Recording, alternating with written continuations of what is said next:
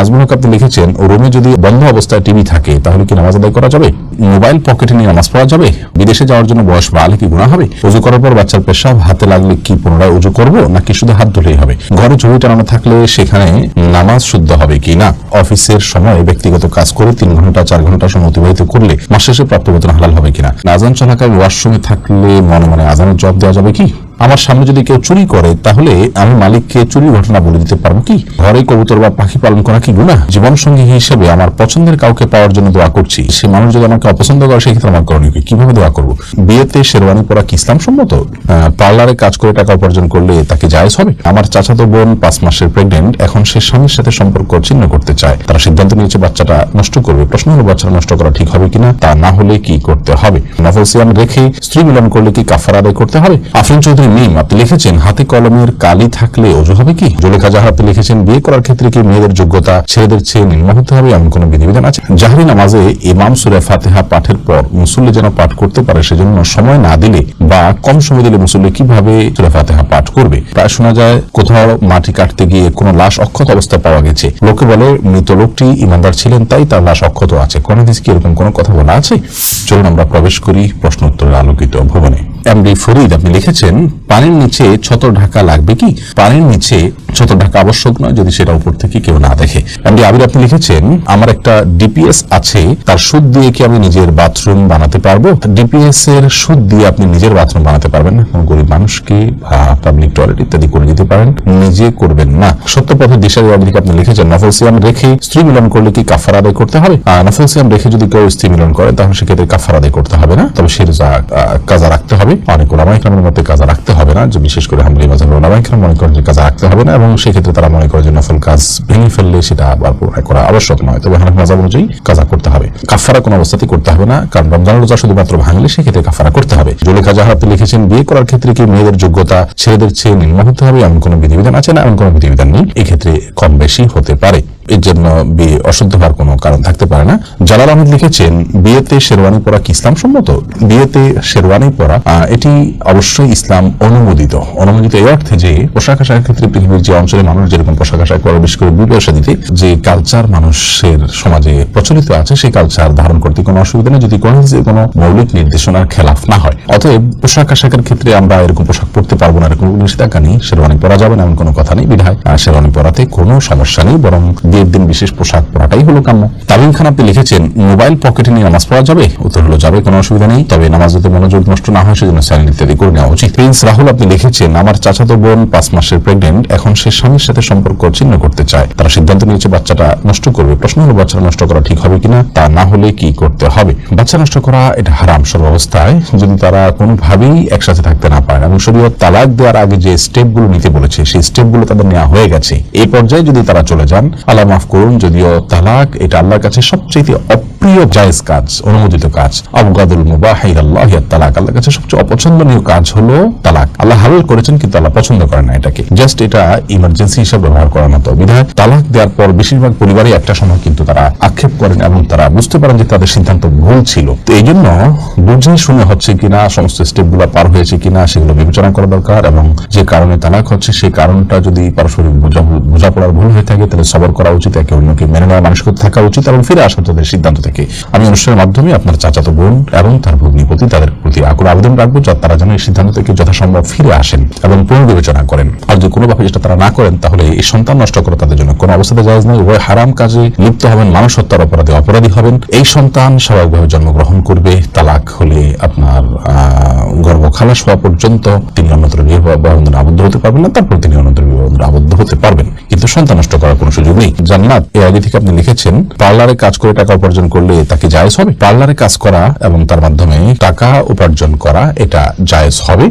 বিশেষ করে পার্লারে টাকা আপনার উপার্জন করার ক্ষেত্রে আপনাকে দেখতে হবে যে সেখানে আপনি কি কাজ করছেন। আপনি যদি এমন কোন সার্ভিস প্রোভাইড করেন যেটা আসলে হারাম, যেমন পার্লারে গিয়ে আপনি ধরুন গায়ে ট্যাটু আপনি লাগাচ্ছেন অথবা ছেলেদের গায়ে ট্যাটু লাগাচ্ছেন, যেটা লাগানো হারাম, তাহলে সেক্ষেত্রে আপনার জন্য এই চাকরি করা জায়েজ নয়। আর যদি সেখানে থেকে আপনি হালাল কাজগুলো করেন, মেয়েদের সাধারণ সাজগোজগুলো করে দেন, তাহলে সেক্ষেত্রে সেই চাকরি করাতে কোনো অসুবিধা নেই। জারিন আইডি থেকে আপনি লিখেছেন, জীবন সঙ্গী হিসেবে আমার পছন্দের কাউকে পাওয়ার জন্য দোয়া করছি, কিন্তু সেই মানুষ যদি আমায় অপছন্দ করে সেক্ষেত্রে আমার করণীয় কি, কিভাবে দোয়া করবো? উল্লেখ্য 2 বার ইস্তেখারা করার পরেও মন থেকে সেদিকেই দোয়া করার ইচ্ছে প্রবল হয়। আপনি ইচ্ছে করবেন, দোয়া করবেন, চেষ্টা করবেন, বিশেষ করে ইস্তেখারার দোয়ার পর যদি সেটা না হয়, ওই লোকটা আপনাকে গ্রহণ না করে, তাহলে বুঝবেন যে আল্লাহ তাআলার পক্ষ থেকে সেখানে আপনার জন্য কল্যাণ নেই। আপনি অন্যত্র চিন্তা করবেন। পৃথিবীতে কাউকে অন্তরে এমনভাবে স্থান দেওয়ার সুযোগ নেই যে তাকে ছাড়া আমি বাঁচবো না, তার ছাড়া আমার সংসার হবে না। কারণ আমরা যেটাকে ভালো মনে করি সেটা যে ভালো হবে এ বিষয়ে কোনো নিশ্চয়তা আমাদের নেই, বরং এই সমস্ত ক্ষেত্রে আমরা বিপদের সম্মুখীন হওয়ার সমূহ আশঙ্কা অনেক ক্ষেত্রেই কিন্তু থাকে। আখিরি নবীর উম্মতে আইডি থেকে লিখেছেন, ঘরে কবুতর বা পাখি পালন করা কি গুনাহ? ঘরে কবুতর অথবা পাখি এগুলো পালন করাতে কোনো অসুবিধা নেই, কারণ পাখি এই পশু এভাবেই পালন করা হয়ে থাকে। বিশেষ করে পাখির ক্ষেত্রে যে পাখিগুলো খাঁচায় পালনযোগ্য, এভাবেই সেগুলো বেড়ে উঠেছে, জন্ম হয়েছে, জাতটাই এরকম, তাহলে সেগুলো পালা দূষণীয় নয়। তবে যে পাখি বাহিরে উড়ে চড়ে বেড়ায় সেগুলোকে বলপূর্বক আপনি বেঁধে রেখেছেন এবং খাবার দিচ্ছেন না, এরকম যদি হয় সেটাও জুলুম হবে। আফরিন চৌধুরী মিম আপনি লিখেছেন, হাতে কলমের কালি থাকলে ওযু হবে কি? হবে, কারণ কলমের কালির কারণে হাতের আমাদের ত্বকের উপরে আলাদা কোনো স্তর পড়ে না। ফারজানার সাথে আপনি লিখেছেন, আজান চলাকালীন ওয়াশরুমে থাকলে মনে মনে আজানের জবাব দেওয়া যাবে কি? মনে মনে আজানের জবাব নয়, আজানের জবাব দিতে হবে মুখে। আপনি বাথরুমে থাকলে সেখানে তো আল্লাহর নাম উচ্চারণ করবেন না, এই জন্য আজানের পরপর যদি বের হন তাহলে বাইরে এসে আপনি আজানের জবাব দিতে পারেন, অথবা আপনি দিবেন না। মনে মনে দিলে আপনি সেটা দিতে পারেন, আল্লাহর কাছে সওয়াব আশা করতে পারেন যে আমি চেষ্টা করেছি, আল্লাহ তাআলা সেজন্য সওয়াব দিতেও পারেন, কিন্তু আজান মূলত জবাব দিতে হবে মুখে, বাথরুমে সেটা করা যাবে না। অতএব করতে পারছেন না সেজন্য মনে মনে আপনি দিতেই পারেন আপনার মনের সান্ত্বনার জন্য, এবং আল্লাহর কাছে সওয়াবের আশাও আপনি করতে পারেন। আরিফুল ইসলাম আপনি লিখেছেন, ঘরে ছবি টানানো থাকলে সেখানে নামাজ শুদ্ধ হবে কি না? কোনো বাসা বাড়িতে কোনো অফিস যদি ছবি টাঙানো থাকে সেই জায়গায় সালাত আদায় করলে সালাত হয়ে যাবে, কিন্তু এরকম জায়গায় নামাজ পড়াটা মাকরুহ। নবী করিম সাল্লাল্লাহু আলাইহি ওয়াসাল্লাম একবার আয়েশা রাদিয়াল্লাহু আনহা বাসায় সালাত আদায় করছিলেন, সেখানে পর্দায় কিছু ছবি ছিল, তখন তিনি বলছিলেন যে ছবিগুলো আমার সালাতের মনোযোগ নষ্ট করছে, তুমি এটা সরিয়ে ফেলাও। তারপর তিনি সেখানে সালাত আদায় করেছেন। এই জন্য বোঝা যায় ছবি টাঙানো থাকলে সেখানে সালাত আদায় করাটা অনুচিত, অনুত্তম, মাকরুহ। কিন্তু আপনার সালাত আদায় করলে এরকম জায়গায় সালাত হয়ে যাবে, বিকল্প জায়গা থাকলে অবশ্যই সেখানে সালাত আদায় করা উচিত। এর পাশাপাশি এই ধরনের কাজ করা, অর্থাৎ কোনো বাসা বাড়িতে ছবি, কোনো প্রাণীর ছবি টাঙানো অথবা কোনো প্রাণীর ভাস্কর্য রাখা, এগুলো হারাম, সম্পূর্ণ হারাম। নবী সাল্লাল্লাহু আলাইহি ওয়াসাল্লাম নিষেধ করেছেন। তিনি বলেছেন, বুখারী হাদিসে আসছে যে লা তাদখুল মালাইকাতু বাইতান ফি কালবুন আও সূরা, কোনো বাসায় যদি কুকুর অথবা কোনো প্রাণীর ছবি থাকে সেখানে রহমতের ফেরেশতা প্রবেশ করে না। তিনি অন্য হাদিসে বলেছেন, কোনো প্রাণীর ছবি রাখা, ভাস্কর্য ইত্যাদি, প্রাণীর ভাস্কর্য ইত্যাদি রাখা এগুলো গুনাহের কথা, জায়েজ নয়। কোন হাদিস থেকে সেরকমটি বোঝা যায়। মোহাম্মদ শহীদ নূর আপনি লিখেছেন, আমার সামনে যদি কেউ চুরি করে তাহলে আমি মালিককে চুরির ঘটনা বলে দিতে পারবো কি? আপনি যদি চোরের সম্পর্কে মালিককে অবহিত করলে মালিক ক্ষতির হাত থেকে রক্ষা পাবেন, সেরকম সুযোগ থাকলে অবশ্যই আপনি তাকে অবহিত করতে পারেন এবং করা উচিত। খিসলু আপনি আইডি থেকে লিখেছেন ইউটিউব চ্যানেলে, অফিসের সময় ব্যক্তিগত কাজ করে 3 ঘন্টা 4 ঘন্টা সময় অতিবাহিত করলে মাস শেষে প্রাপ্ত বেতন হালাল হবে কিনা? আপনার বেতনের ওই অংশ হালাল হবে না যে অংশটা আপনি তসরুফ করেছেন বা নিজের কাজে ব্যয় করেছেন, যদি কর্তৃপক্ষের অনুমোদন ছাড়া করে থাকেন। দ্বিতীয়ত, আপনি মানুষের আমানতের খেয়ানত করেছেন, সেজন্য আপনি অবশ্যই অপরাধী আছেন। আল্লাহর কাছে তওবা করে ইস্তেগফার করে ক্ষমা প্রার্থনা করা উচিত। পুরো বেতনের জন্য হারাম হয়ে যাবেন অবশ্য। মিজান আইডি থেকে আপনি লিখেছেন ইউটিউব চ্যানেলে, ওযু করার পর বাচ্চার পেশাব হাতে লাগলে কি পুনরায় ওযু করব নাকি শুধু হাত ধুলেই হবে? না, পুনরায় ওযু করার দরকার নেই। বাচ্চা পেশাব যদি হাতে লেগেছে আপনার ওযু অবস্থায়, তাহলে যে অংশ হাতে লেগেছে ওই অংশটা পানি দিয়ে ধুয়ে ফেললে চলবে। এর পরের প্রশ্ন হলো যে, হুমায়ুন কবির আপনি লিখেছেন, প্রায় শোনা যায় কোথাও মাটি কাটতে গিয়ে কোনো লাশ অক্ষত অবস্থায় পাওয়া গেছে, লোকে বলে মৃত লোকটি ইমানদার ছিলেন তাই তার লাশ অক্ষত আছে। কোন হাদিসে কি এরকম কোনো কথা বলা আছে? খুবই গুরুত্বপূর্ণ একটি প্রশ্ন ভাই হুমায়ুন কবির। কোন মৃত ব্যক্তির লাশ অনেক বছর পরে যদি পাওয়া যায় অক্ষত অবস্থায়, তাহলে লোকটি খুব আমলদার, ইমানদার, এটি নিশ্চিত করে বলার কোনো সুযোগ নেই। কোন হাদিসে এরকম কোনো কথা আমাদেরকে ইন্ডিকেট করেনি। আমরা সুধারণা করতে কোনো অসুবিধা নেই, বিশেষ করে লোকটির ব্যক্তিগত যে লাইফস্টাইল সেটা যদি কোরআন হাদিসের আলোকে তিনি তার লাইফকে গড়ে থাকেন, তাহলে সেক্ষেত্রে তার প্রতি সুধারণা করা যেতে পারে। এবং কোনো ব্যক্তি বিশেষের জন্য বিশেষ কোনো মর্যাদা অর্জিত হলে, তার কোনো কারামত প্রকাশ হলে, আল্লাহ তার সম্মানার্থে কোনো কিছু দেখালে এটা হতে পারে। একই জিনিস অন্যদের জন্য পাওয়া যেতে হবে, সাব্যস্ত হবে, এটি জরুরি নয়। কিন্তু আমরা আবার হলফ করে নিশ্চিত করে বলতে পারি না লোকটি জান্নাতি, ভালো মানুষ, সেজন্যই এমন হয়েছে, এরকমটি নিশ্চিত করে যেমন বলা যায় না, আবার উড়িয়েও দেওয়া যায় না। আজকাল বিজ্ঞান নানা রকম ব্যাখ্যা দিচ্ছে যে কোনো কোনো লাশ কেন অক্ষত অবস্থায় পাওয়া যাচ্ছে, সেই ব্যাখ্যাগুলোর সাথে কোন সাথে যেটুকু আমরা দেখেছি জেনেছি কোনো সংঘর্ষ নেই। অতএব এটা নিয়ে খুব বেশি হইচই করার কিছু নেই। বিশেষ করে কোনো অক্ষত অবস্থা লাশ পেলেই সেটা নিয়ে হইচই করা এবং সোশ্যাল মিডিয়াতে ছড়িয়ে বেড়ানো এবং এটার ভিত্তিতে লোকটাকে জান্নাতি সার্টিফিকেট দেওয়া, এরকম কোনো কারণ নেই। আর এর বিপরীতে কোনো নেককার আমলদার মানুষ, তার কবর মাটির সাথে মিশে গেছে, হাড়গোড় পাওয়া গেছে, তাহলে তিনি বোধহয় আর এত আমলদার নন, নেককার নন, আল্লাহ প্রিয় মানুষ নন, এরকমটি মনে করার কোনো কারণ নেই। আলামে বারজাখ বা মৃত্যু পরবর্তী যে জগৎ, সেই জগতে মানুষ নেক আমল করে থাকলে জান্নাতের সাথে তার সংযোগ স্থাপিত হবে, আল্লাহ তাআলা জান্নাতের নিয়ামত তাকে দিবেন। আর তিনি দুনিয়াতে বদামল করে থাকলে, জাহান্নামী হয়ে থাকলে জাহান্নামের শাস্তি তিনি ভোগ করবেন। তার ধ্বংসাবশেষ যে অবস্থায় থাকুক, সেটা হাড় মাটিতে মিশে যাক, যে অবস্থায় থাকুক না কেন, তার সেই অবস্থাতে আল্লাহ তাআলা তাকে সেই স্বাদ আস্বাদন করাবেন, সেটা নিয়ামত হোক কিংবা নাকমা বা শাস্তি হোক। বিধায় এই বিষয়গুলো নিয়ে খুব বেশি হইচই করার কোনো বিশেষ যৌক্তিকতা নেই। জুমানা ইসলাম আপনি লিখেছেন, বিদেশে যাওয়ার জন্য বয়স বাড়লে কি গুনাহ হবে?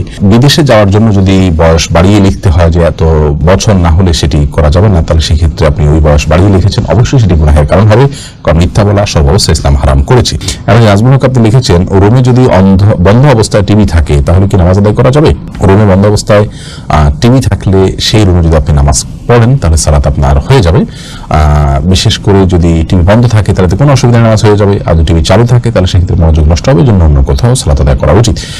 এর পরের প্রশ্ন হলো, জাকির হুসাইন আপনি লিখেছেন, জাহরি নামাজে ইমাম সূরা ফাতিহা পাঠের পর মুসল্লি যেন পাঠ করতে পারে সেজন্য সময় না দিলে বা কম সময় দিলে মুসল্লি কিভাবে সূরা ফাতিহা পাঠ করবে? যেসব সালাতে ইমাম প্রকাশ্যে কেরাত পড়েন, যেমন মাগরিব, এশা এবং ফজর, সে সমস্ত সালাতগুলোতে মুসল্লি ইমাম সাহেবের কেরাত শ্রবণ করবেন, পাঠ করতে যাবেন না। এটাই হলো আপনার সবচেয়ে বিশুদ্ধতম মত এবং এই মতটি অধিকতর নিরাপদ। এর কারণ হলো যে ইমাম যখন উচ্চস্বরে কেরাত পড়বেন তার পেছনে আপনি কখন কেরাত পড়তে যাবেন? অনেকে বলেন যে সূরা ফাতিহা যখন ইমাম পড়বেন একটা আয়াত পড়ার পরে তিনি দ্বিতীয় আয়াতের মাঝে যখন থামবেন এই ফাঁকে পড়ে ফেলবেন। তো এতটুকু বিরতিতে কোন ইমাম সাহেব দেন না যে ওই আয়াতটি আবার পুনরায় পড়া যায়। যখন কোরআন পাঠ করা হয় তখন তো আমাদেরকে শুনতে হবে। আল্লাহ তাআলা বলেছেন, ওয়াইদা কুরিয়াল কুরআন ফাসতামিউ লাহু আনসিতু লাআল্লাকুম তুরহামুন। যখন কোরআন পাঠ করা হয়, তেলাওয়াত করা হয়, তখন তোমরা শুনবে এবং মনোযোগ দিয়ে শুনবে এবং চুপ থাকবে। তাহলে আল্লাহ চুপ থাকতে বলছেন, আবার শুনতে বলেছেন। তাহলে উচ্চস্বরে যখন ইমাম সাহেব কেরাত পড়ছেন আপনি শুনতে পাচ্ছেন, তাহলে আপনাকে শুনতে হবে মনোযোগ দিয়ে, এবং আবার আপনি কিছু পড়তে পারবেন না। যখন থামবে পরবর্তী আয়াতের মাঝে,